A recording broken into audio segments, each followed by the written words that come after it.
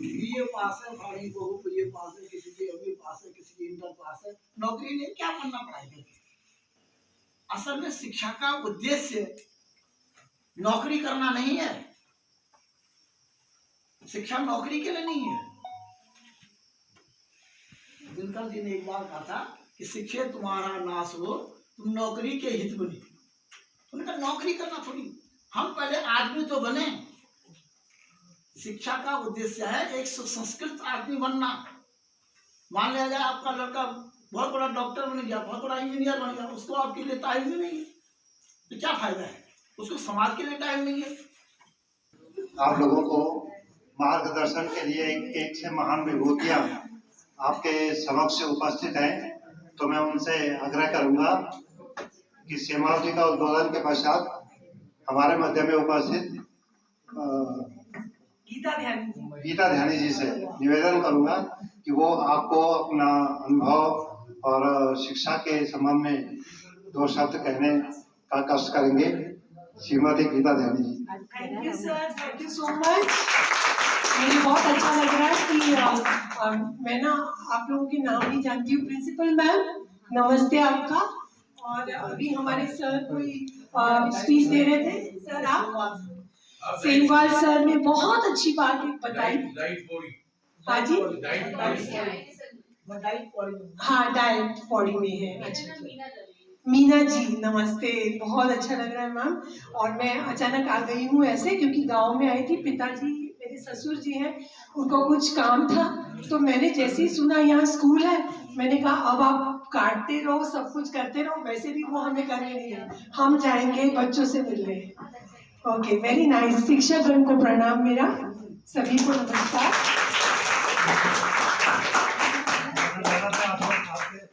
Knowledge में लाना चाहूँगा कि हम ये सीआरसी अदालत के अंतर्गत हमारे जितने भी प्राथमिक, उच्च प्राथमिक और माध्यमिक विद्यालय हैं, उन सभी विद्यालयों के ये एसएमसी के मेंबर्स और एसएमडीसी के मेंबर्स और हमारी अध्यापिकाएं, अध्यापक लोग सब यहाँ पे उपस्थित हैं।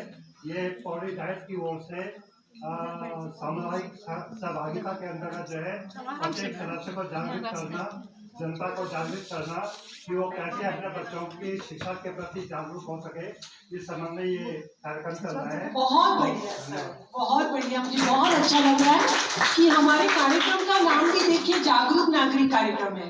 Ramakrishna mission new. शाम को अपने परिवार की सेवा हो जाती थी, बच्चे को खाना बनाना, ये करना, तो वहाँ भी बहुत मेरा बिजी शेड्यूल ही था। जब मैं यहाँ आई हूँ, जब मैं यहाँ आई थी, जब मैं 2 साल यहाँ, जुलाई 2015 में मैं यहाँ पर आई, तो 2017 तक तो मैं टीचर ही रही, क्योंकि प्रिंसिपल थी, बीच में 2-4 महीने के लिए चार्ज मिला, तो उस समय फिर मैंने इसकी मरम्मत के लिए फाइल चलाई, और तब तक हमारी प्रिंसिपल मैडम आ गई थी, वो 1 साल रही यहाँ और वे चली गई। तब मैंने सोचा, जब मेरा एक बच्चा पढ़ रहा था क्लास में, एक लड़की पढ़ रही थी और ऊपर से प्लास्टर उसके सर पे गिरा, तो हमारे सर पे तो रोज ही गिरता था, हम सुबह आते थे, हमारे टेबल पे प्लास्टर झड़ा रहता था, तो वो तो हमने सहन कर लिया। लेकिन जब मेरी स्टूडेंट के ऊपर गिरा तो मुझे बहुत दुख हुआ, और उसके बाद से गया, क्योंकि मुझे लगा कि ये भी मेरा अपना बच्चा है, मैं यहाँ पर हूँ तो ये मेरे अपने बच्चे हैं, मेरे बच्चे का ध्यान ईश्वर रख रहे हैं, और मुझे इनका ध्यान रखने के लिए ईश्वर ने शायद यहाँ भेजा है।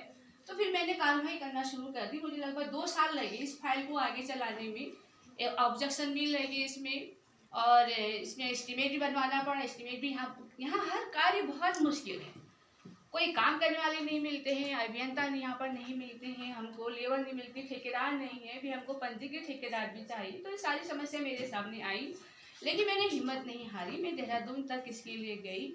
और उसके बाद जब बजट आया तो फिर मेरे एक सुरेंद्र उनियाल जी हैं ठेकेदार, अन्य ठेकेदारों में काम करने से मना कर दिया, लेकिन उस ठेकेदार ने कहा कि ठीक है मैं काम कर लूँगा।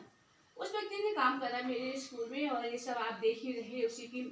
उसने कहा कि मैं लेबर दे रहा हूँ मैडम, आप ये कहते हैं अपनी इच्छा से आप काम करवाइए, तो मैंने अपनी इच्छा से काम करवाया।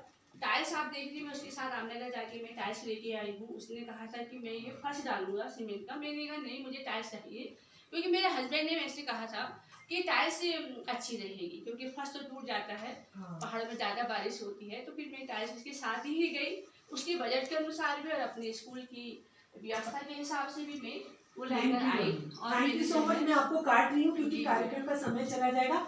बात ये है, मूलभूत मैं ये पूछना चाहती थी मैडम को कि क्या क्या कष्ट आए, तो कष्ट आने के बाद मैडम ने हिम्मत नहीं हारी। अब मुझे ये बताइए, क्या उनको रोज का एक्सपीरियंस था ये सब काम करवाना? बताइए, क्या ये रोज करती है ये काम? वो भी हमारी तरह चौका चूल्हा ये सब करती हैं। आ गई प्रिंसिपल मैम, बैठ गई आराम से, टीचर का एक सब्जेक्ट पढ़ा दिया और चली गई। क्या उन्होंने इतना किया? नहीं, अपना दायरा पढ़ाया। हाँ, तो क्या आपको लगता है हम सब ये कर सकते हैं जैसे मैम कर सकती है? क्योंकि स्वामी विवेकानंद जी कहते हैं हम सब के अंदर ये असीमित शक्तियां हैं, लेकिन ये सोई हुई है। मैडम ने एक कदम आगे बढ़ाया। उन्होंने ये परवाह नहीं की कि ये तो आदमियों का काम है या क्या होने वाला है। यस, आगे जाते हैं हम। तो आगे कार्यक्रम में ऐसे बच्चों के अंदर जो असीमित शक्तियां हैं उसे बाहर निकालते हैं। तो अगर मैडम की आज्ञा होगी तो ये प्रोग्राम मैडम चाहेगी तो कल भी हम ये प्रस्तुत कर सकते हैं सारे बच्चों की एक साथ इकट्ठा करके, या पार्ट बाय पार्ट भी कर सकते हैं। हम आपकी सेवा में हैं मैम, आप आज्ञा दीजिएगा कि बताइएगा कैसे करना है। आज्ञा नहीं मैडम, आग्रह करेंगे मैम। हाँ, आग्रह है आपसे तो। नहीं, मुझे आज्ञा दीजिए। नहीं, एक सेकंड आपका स्वागत करता हूँ कि मैं ठीक नहीं, मेरा धन्य भाग्य है कि मैं आप में